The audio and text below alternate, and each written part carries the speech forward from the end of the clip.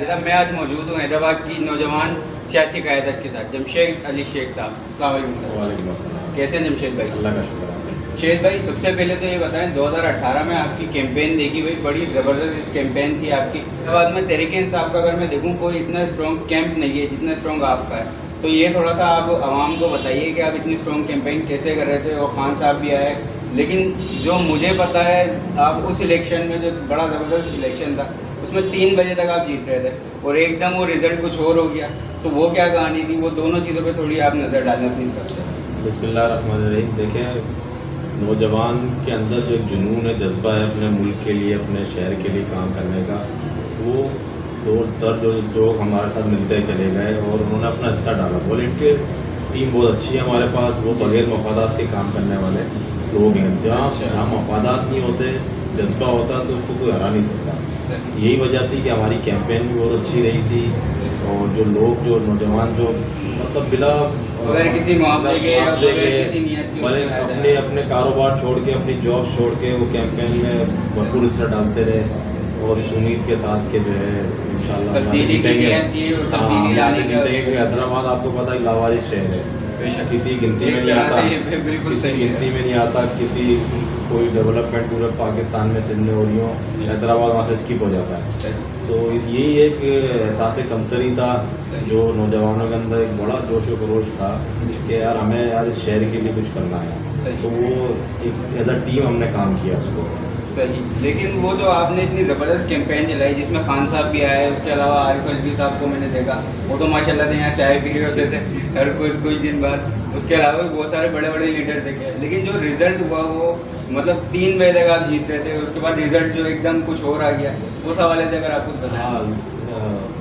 वज़ीर आज़म इमरान खान साहब आए थे हैदराबाद में, आरिफ अलवी साहब तो मुस्तकिल आते रहते थे, बल्कि पूरी क़यादत हमने इधर 8 नंबर में मुस्तफ़ा ग्राउंड के सामने बहुत बड़ा कैंप लगाया था और जलसा भी किया था, और उसमें इमरान खान साहब भी आए थे। लेकिन कैंपेन के दौरान, इलेक्शन जो हमारे कैंपेन का जो पीरियड था, उसमें हमारी लीडरशिप हैदराबाद नहीं आ सकी। ये फुकदान रहा, जिसके ड्रॉबैक्स भी आए। हमारी लीडरशिप यहाँ पे थोड़ी देर के लिए इलेक्शन के दिनों में अगर वो मेन इलेक्शन के दिनों में अगर वो लोग आ जाते हैं यहाँ पर, सारा फोकस पंजाब में था और सिंध के कुछ दूसरे शहरों में, कराची वगैरह वहाँ पर था, तो हैदराबाद फिर नज़रअंदाज हुआ। तो लेकिन उसके बावजूद हम जो है, जैसा कि आपने बताया कि हम 5000 वोट की लीड पे जा रहे थे, आगे थे हम। अच्छा, माशाल्लाह। और हमारी पूरी टीम पुरजोश थी कि 2 दिन से कोई सोया नहीं था।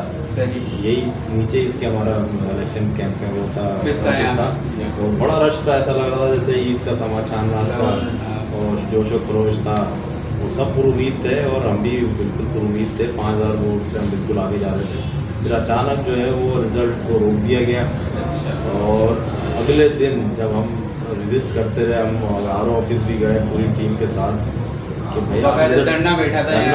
धरने की तो हम नहीं गए उस लेवल पे, हमें नहीं गए, लेकिन हमें जाना चाहिए था। सही। हम नहीं गए, हम पूरा मन रहे और उसका नतीजा ये हुआ कि हमारे से सीट निकल गई।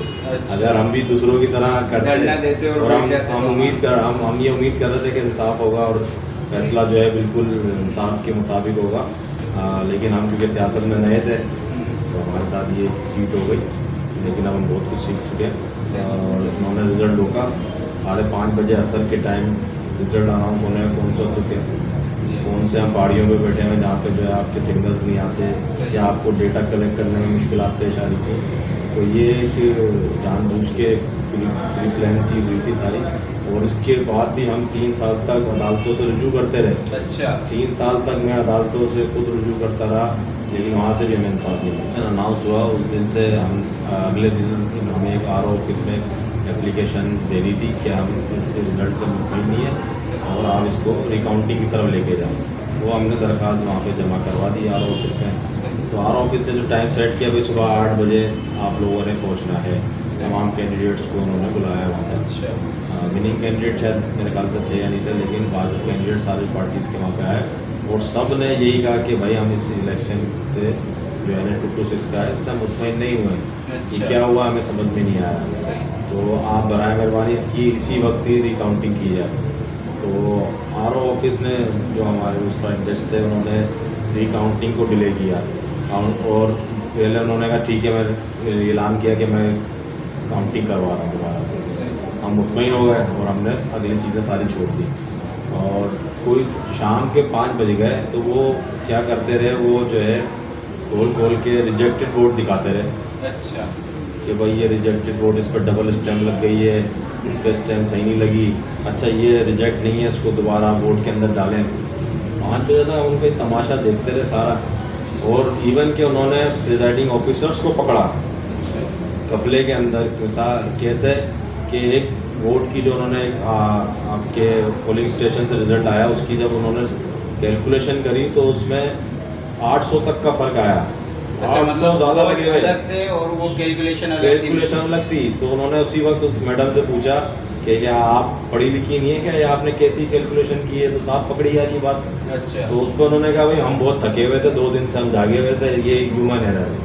अच्छा, तो यानी किसी के ह्यूमन एरर में 800 वोट आप किसी का मुस्तकबिल तबाह कर दें, कौम का मुस्तकबिल तबाह कर दें, और आप सिंपल ह्यूमन एरर कह के छूट जाएं।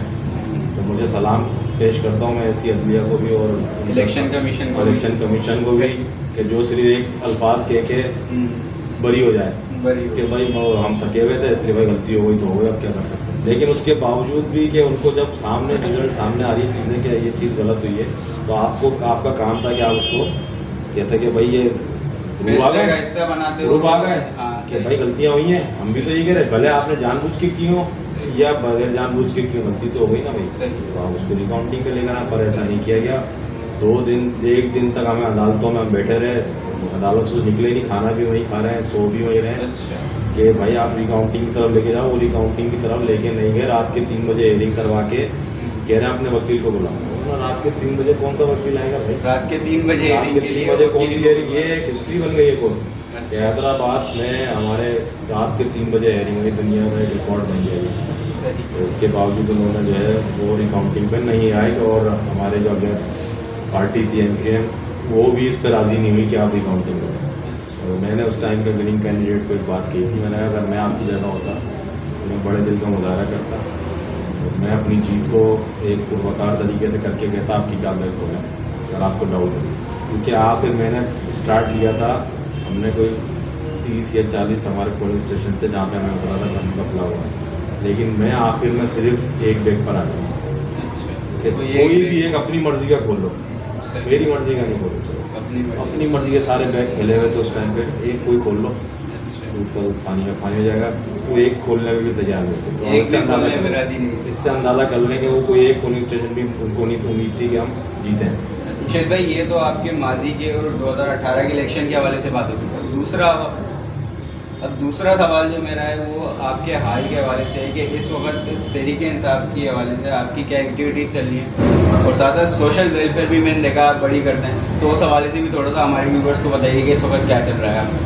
देखिए, इलेक्शन आने के बाद हम घर पे ही बैठे हैं, हार नहीं मानी, और हमने इलेक्शन सेल को कन्वर्ट कर दिया कंप्लेंट सेल में, और हम लोगों के मसले मसाइल सुनने लगे। सही, कि क्या मसले मसाइल आए, हम कोशिश करते हैं आपके मसले मसाइल हल करने की। सही, और वो आज तक हम करते रहे। उसके बाद मेरा जो सियासत में आने का मकसद यही था कि सियासत एक खिदमत का नाम है, इबादत का नाम है, तो मैं खिदमत और इबादत के जज्बे से ही सियासत में आया। तो वेलफेयर को अगर आप निकाल दें, सोशल वर्क को अगर आप निकाल दें, तो सियासत तो कुछ भी नहीं है। सही, तो सियासत है ही असल में सोशल वर्क और वेलफेयर वर्क ही है, तो वो लाजिम और मंजूम है हमारा, और वो हम करते रहते हैं। बैतुल माल के ज़रिए से भी हमने काफ़ी रिलीफ दिलाया, और कोविड के अंदर हमने काफ़ी लोगों की हेल्प आउट करी, उसके स्टार्टअप बिजनेस करवाए छोटे छोटे। अच्छा, तो हम उनको कर्ज हंसना भी दिलवाया। सही, और राशन के हवाले से भी मदद करी, और क्लीन एंड ग्रीन का हमने काफ़ी काम किया। राशिद भाई थी हमारे भाई थे, उन्होंने बड़ा काम किया, इसको मैं दिलाया है। बीच में मैंने ये देखा था कि आपके कंप्लेंट सेल में बिलों के हवाले से भी बड़ी कंप्लेंट आ रही थी, तो उन चीज़ों पे कुछ हाथ हल्का हुआ है इसको भाई? अभी भी वही मामला चल रहा है? इसको एक करप्ट तरीन रहा है, ठीक है, इसमें कोई दो राय नहीं, मेरी तरफ से तो कोई दो राय नहीं, ठीक है ना। ये पॉलिटिशियन की वही राय होती है जो आवाम की अक्सरियत की राय होती है। तो हैदराबाद को आवाम को बहुत तकलीफ दी है इसको ने, हमें कोई इसमें कोई राय नहीं है। हमने कोशिश करी आवाम को रिलीफ दिला सकें जहाँ तक, लेकिन मसला ये रहा कि मेरे पास ना तो कोई होता, ना कोई मेरे पास ऐसा मनसब था हुकूमती। इसके बावजूद मैं एक आम कारकुन, एक आम अवामी नुमाइंदा बन के हमसे जो सा काम नहीं किया, हमने खुली कचहरी भी लगाई। उनकी जो है जिस तरीके से वो इनकी मदद कर सकते तरीका हैं बिल के हवाले है, से। एस्को का तरीका है, वारदात है, वो पकड़ा उनको आवाम के सामने लेकर आए। लेकिन हो ये रहा कि फर्दन जो है बहुत ज़्यादा उनके हमले में चेंजेस आ जाती हैं, कभी CO चेंज हो जाता है, कभी AC चेंज हो जाता है, और जो नया आता है वो बोलता है भाई मैं नए सिरे से काम करूँगा। तो ये बड़ी चीज़ मतलब प्रोसेस हल करने के बजाय प्रोसेस को लेंदी कर देते हैं, बिल्कुल ऐसे ही लेंदी कर देते हैं। सही। डिटेक्शन लगना 5 मिनट का काम है, और डिटेक्शन हटने के कोई मेरे ख्याल से 4 साल लग जाते 4 हैं। साल भी लग जाते हैं, और 1000 प्रोसेस डाल दिया। मुझे खुशी होती है कि हमने अपनी मदद आपके तहत ही जो है कई घरानों को रिलीफ दिलाया, लाखों रुपए के डिटेक्शन माफ़ करवाए। और यह खान हमारे इंचार्ज होते थे, और बड़ा उन्होंने अंत तक मेहनत करी है इसमें, और लाखों रुपए के हमने डिटेक्शन माफ़ कराया घर बैठे। अच्छा। उन्होंने सिर्फ हमें दरख्वास्त दी, बाकी सारे काम हमने उनके करे। जितने चाहे चक्कर लगने थे वो हमारे लगने थे, जितने चाहे फोटो कॉपी होनी थी जो सेट बनने तो हमारे लगने थे, उनको घर बैठे हमने रिलीफ दिलवाया। मतलब वो जितना खर्चा है वो सारा हमने किया, हमने किसी से फोटो कॉपी के भी पैसे नहीं दिए। और कई इलाकों में हमने मीटर इशूज़ करवाया, क्योंकि आपको पता है मीटर इशू करना कितना मुश्किल काम है। उसकी अलग से फीस चार्ज उसके तो अलग से है ही, वो मतलब 6 महीने 8 महीने तक वो मीटर ही नहीं लगा के देते, और आप बोलते हैं मीटर है ही हमारे पास, और आप उनको 2-3 हज़ार रुपये दो तो वो पैदा करके लेकर आ जाते हैं मीटर। वही 10 कहाँ से पैदा होता है वो कहाँ से आता है, ज़मीन से निकलता है, आसमान से आता है, वो हमें नहीं पता चल सका आज तक। और ये अब कोई ढकी चुपी बातें नहीं है। कई इलाकों में जैसा आपको पता है कुंडा आम है, और ये मिली भगत होती है, सियासी जमातें इसके अंदर मुलव्वस होती हैं, और खुद आपदा इसको कि हमला इसमें मुलव्वस होता है। उसकी हौसला शिकनी के लिए हमने जो है कई इलाकों में कुंडा सिस्टम ख़त्म करवा के उनके नए मीटर लगवाए, उनको ऑफिशियली जो है हम मीटर पे लेकर आए, और सार्फिन बनाया इनको, कौमी खजाने में मतलब पैसे जमा हुए।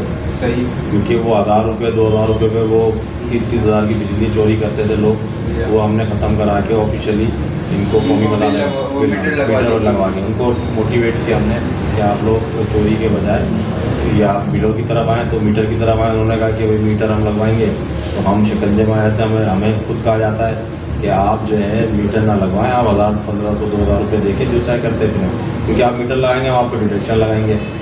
तो उस चीज़ को भी हमने काफ़ी हद तक तोड़ने की कोशिश करी। तो जमशेद भाई ये तो हैदराबाद लेवल की सियासत की बात हो गई, लेकिन अब जो पिछले 10-15 दिन से शोर चल रहा है वो अदम एतमाद का चल रहा है। माशाल्लाह से आपने देखा एकदम कभी कोई इधर हो जाता है और कभी उधर हो जाता है, शोर चल रहा है, एक जरदारी सब पे वाली। तो इस हवाले से आप क्या सोचते हैं ये भी बताइए, और साथ साथ जो बागी मेंबर्स तरीके इंसाफ के होते हुए दूसरी तरफ चले गए, सिंध हाउस चले गए, उस हवाले से भी आप अगर आवाम को कुछ बताना चाहें।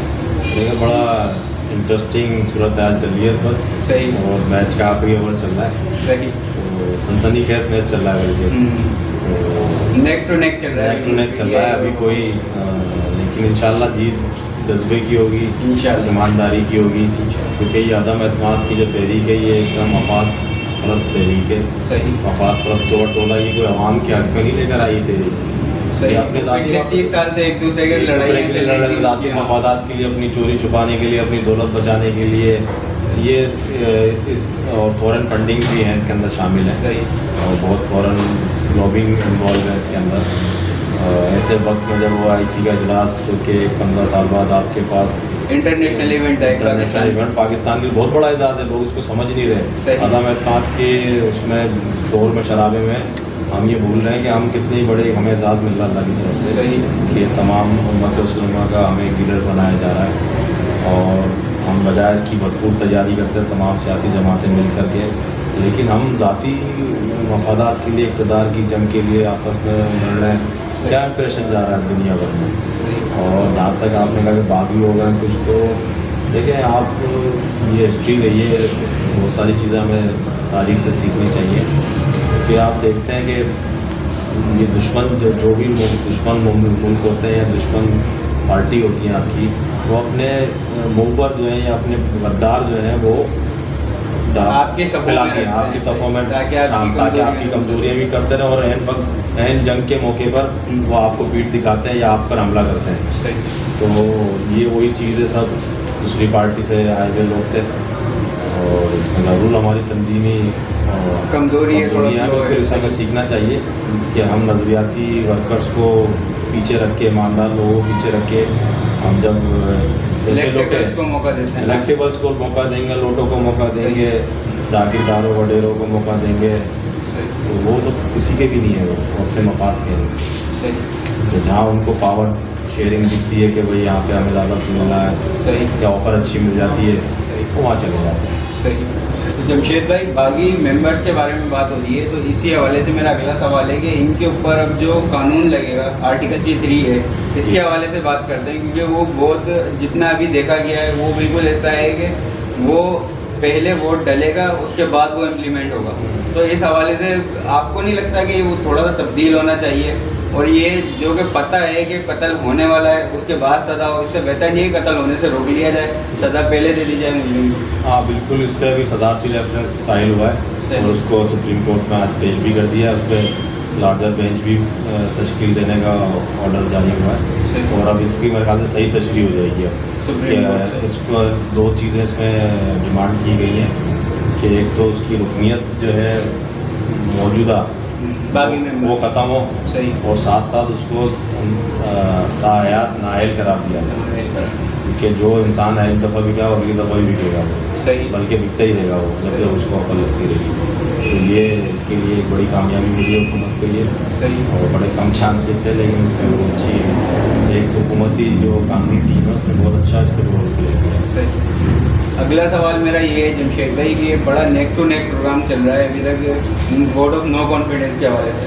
अपोजिशन कहती है कि उनके पास 20 से ज़्यादा लोग ज़्यादा हैं, और तहरीक इंसाफ कहती है कि उनको कुछ भी नहीं होना, मतलब तहरीक इंसाफ बिल्कुल मुतमईन बैठी है। तो आप एज अ पॉलिटिकल लीडर क्या समझते हैं क्या होने वाला है, और कोई प्रेडिक्शन अगर आप देना चाहें? देखिए, सियासत में कोई प्रेडिक्शन नहीं होता है, सियासत में सुबह शाम का नहीं पता। सही।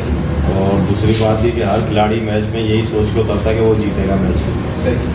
तो हम तो यही सोच के उतरेंगे मैच हम ही जीतेंगे, मतलब बिल्कुल खान साहब वाली सोच है आपकी कि बिल्कुल कॉन्फिडेंट जाएंगे, बाकी जो होगा अल्लाह की मर्जी है यार। अगर खिलाड़ी पहले से बोले मैं हार जाऊँगा, तो आप देखें चाहे बांग्लादेश ऑस्ट्रेलिया से मुकाबला बांग्लादेश बोलते हैं जीतेंगे। सही। तो हम तो मतलब अच्छी स्पोर्ट्स होनी चाहिए, खिलाड़ी की कोशिश ये होती है कि मैच हो जीते। सही।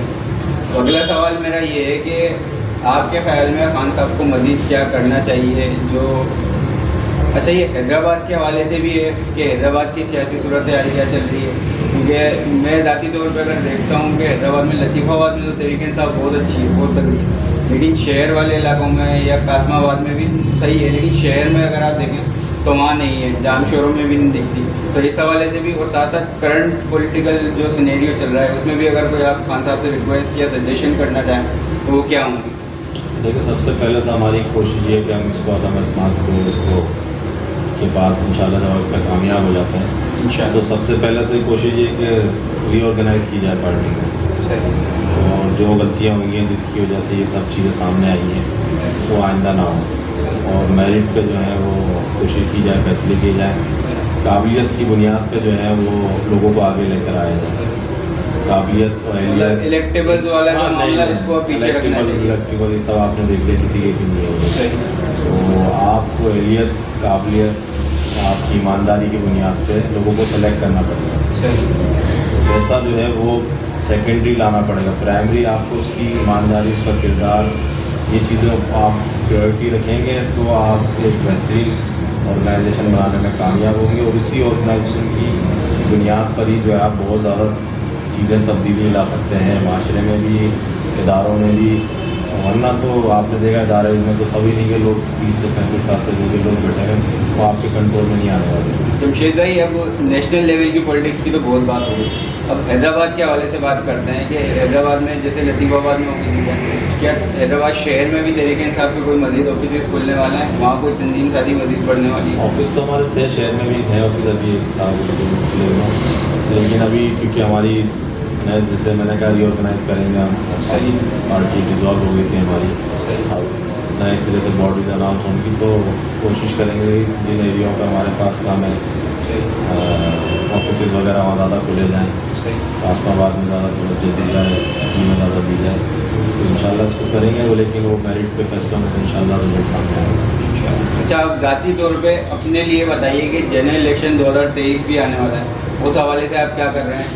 इंशाल्लाह मुझे यकीन है आप भी यहाँ के कैंडिडेट होंगे, तो इस बार क्या ऐसा करेंगे कि पिछली बार की जो आपकी 4000 की लीड थी वो मज़ीद बढ़े और अपोजिशन को वो करने का मौका नहीं मिले जो पिछली बार हुआ आपके साथ? देखिए तो पार्टी का फैसला कब इस वक्त है ये तो बात करना, सही है। तो जब इलेक्शन करीब आएंगे फिर देखते हैं क्या करना चाहिए और क्या नहीं होगा, तो उसके हिसाब से चलेंगे। हमारी तो तैयारी पूरी है कि हमने पहले दिन से हम घर नहीं बैठे हैं, पहले दिन से आवाम के बीच में मौजूद हैं और आगे भी मौजूद रहेंगे इंशाल्लाह।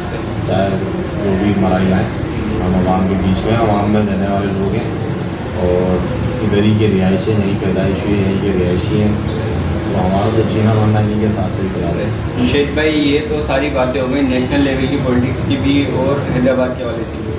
अब 23 मार्च है, क्योंकि मेरा जो प्रोग्राम है 23 मार्च को ही लगेगा। उस दिन 23 मार्च होगी जिस दिन हम होने होंगे, तो कौम को 23 मार्च के हवाले से क्या पैगाम देना चाहेंगे आप? देखिए यौम पाकिस्तान इसको भरपूर तरीके से मनाना चाहिए। तारीख के बारे में भी हमें पता होना चाहिए नौजवानों को कि किस तरीके से क्या 23 मार्च यौम पाकिस्तान मनाया गया और उसको करारदाद मंजूर की गई, तो ये सारी चीज़ें पता होनी चाहिए और जोश व जज्बे के साथ उसको मनाएं।